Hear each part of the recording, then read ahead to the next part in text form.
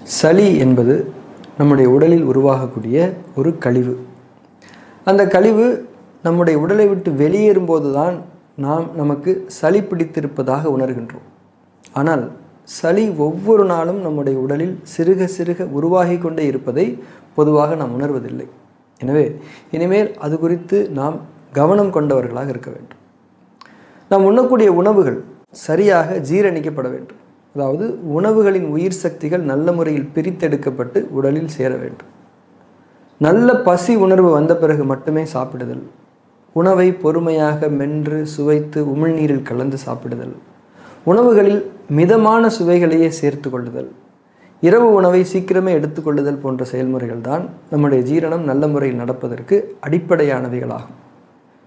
இவைகளையெல்லாம் நாம் கடைபிடிக்காமல் சாப்பிடக்கூடிய ஒருவேளை உணவு கூட நமக்குள் கழிவுகளை உருவாக்கிவிட முடியும். அந்த கழிவுகளின் ஒரு வகை சளியாக இருக்க முடியும். ஆக சளி வெளியேற்றத்தை உணரக்கூடிய நாம் சளி உருவாவது குறித்த மேற்சொன்ன இந்த அடிப்படைகளையும் எப்போதும் கவனத்தில் கொண்டவர்களாக இருந்து கொள்ள வேண்டும். பொதுவாக சளி அது உருவான உடனேயே வெளியேறி விடுவதில்லை. சளி உருவாக்கம் ஒரு குறிப்பிட்ட அளவை எட்டிய பிறகுதான் அது உடலை விட்டு வெளியேறுகிறது. அடிப்படையில் சளி கழிவுகள் என்பது நம்முடைய உடலில் அன்றாடம் இயல்பாக உருவாகும் ஒரு கழிவுத்தன்மை அல்ல. அதாவது மலம், சிறுநீர், வியர்வை, வெளிமூச்சு போன்றவைகளைப் போல அது ஒரு இயல்பான கழிவுத்தன்மை அல்ல. அது ஒரு தேங்கும் கழிவின் வடிவம். இயல்பான கழிவுகள் உடனுக்குடன், அதாவது அன்றாடம் உடலை விட்டு வெளியேறிவிடும். ஆனால் சளி அவ்வாறு உடனே வெளியேறாது. அது ஒரு குறிப்பிட்ட அளவில் தேங்கிய பிறகுதான் வெளியேற ஆரம்பிக்கும். ஏனென்றால் தேங்கிய ஒரு கழிவை வெளியேற்ற உடலுக்கு கூடுதலான சக்தி தேவை. அதனைத்தான் நாம் நோய் எதிர்ப்பு சக்தி என்று சொல்லுகின்றோம். உடல் அந்த நோய் எதிர்ப்பு சக்தியை தயார் செய்த பிறகுதான் சளி என்ற தேங்கிய கழிவை வெளியேற்றவே தொடங்கும்.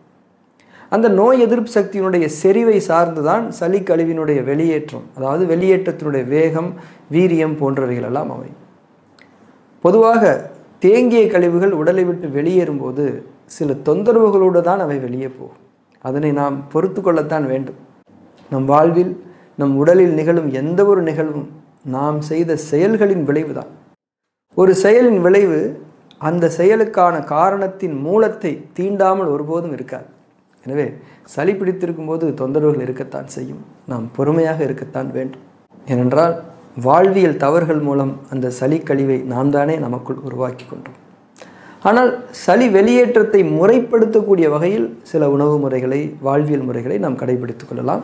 தேவைப்பட்டால் அக்குபங்சர் சிகிச்சை உள்ளிட்ட சில இயற்கை மருத்துவ முறைகளையும் நாம் நாடிக்கொள்ளலாம். அது நமக்கு நன்மையே. ஆனால் சளி எனும் தேங்கிய கழிவை நம்முடைய நோய் எதிர்ப்பு சக்தி உடலை விட்டு வெளியேற்றி கொண்டிருக்கும் போது நாம் ரசாயன மருந்துகளை சாப்பிட்டு அதனை தடுத்து நிறுத்திவிடக்கூடாது. ரசாயன மருந்துகளின் வேலையே உடலின் நோய் எதிர்ப்பு சக்தியை மழுங்கடித்து உடலின் கழிவு நீக்க செயலை தடுத்து நிறுத்தி நமக்கு தற்காலிக நிவாரணம் வழங்குவதுதான். எனவே இது போன்ற செயல்களை நாம் மிக மிக அவசரம் என்றால் ஒழிய செய்யவே கூடாது. சளி கழிவுகளை மருந்துகளை கொண்டு அடக்கும்போது அவை மீண்டும் உடலுக்குள்ளேயே சென்று இன்னும் உறுதியாக, கடினமாக தேங்கும். பின்னர் உடல் அதனையும் வெளியேற்றவே தான் முயலும். ஒரு கழிவு எந்த நிலையில் உடலில் இருந்தாலும் உடல் அதனை வெளியேற்றுவதற்கு தயாராகி கொண்டே தான் இருக்கும். ஆனால் நீண்ட நாட்கள் தேங்கிய கழிவுகள் வெளியேற்றப்படும் போது தொந்தரவுகளானது இன்னுமே தீவிரமாகத்தான் இருக்கும். தேக்கி வைத்த செயலையும் நாம் தானே செய்தோம். எனவே அதன் விளைவு நம்மை தீண்டாமல் இருக்காது தானே. எனவே ஒரு கழிவு உடலை விட்டு முதல் முறையாக வெளியேறும் போதே அதனை முழுமையாக, முறையாக வெளியே போக அனுமதித்து விடுவதுதான் நல்லது. சளி பிடித்திருக்கும் போது, அதாவது சளி கழிவு உடலை விட்டு வெளியேறும்போது நாம் கடைபிடிக்க வேண்டிய சில முக்கியமான வாழ்வியல் வழிமுறைகள் என்ன என்பதை இப்போது நாம் பார்க்கலாம். முதலில் சளி நேரங்களில் பால் மற்றும் பால் சார்ந்த பொருட்களையும், கோதுமை மற்றும் மைதா சார்ந்த உணவுகளையும், மொறுமொறுப்பான உணவுகளையும், இனிப்பு சுவை உள்ள உணவுகளையும் அறவே தவிர்த்து விடுவது நல்லது.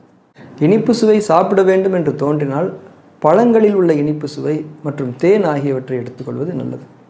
சளி இருக்கும்போது தினமும் சூப் அருந்துங்கள். முறையான பசி உணர்வு வந்த பிறகு எளிமையான உணவுகளையே உண்ணுங்கள். எந்த அளவுக்கு நம்முடைய ஜீரணம் எளிமையாக நடக்கிறதோ அந்த அளவுக்கு நோய் எதிர்ப்பு சக்தி வலிமை பெறும். சளி வெளியேற்றம் பெரிய அளவில் தொந்தரவுகள் இல்லாமல் நடைபெறும். அதே போல் சோர்வுத்தன்மை இருக்குமானால் மொபைல் ஃபோன்கள், டிவி பார்ப்பது, இசை கேட்பது போன்ற எதனையும் செய்யாமல் கண்களை மூடி பரிபூர்ணமாக ஓய்வெடுத்து விடுங்கள். தேவைப்பட்டால் அக்குபங்சர் சிகிச்சையையும் எடுத்துக்கொள்ளலாம்.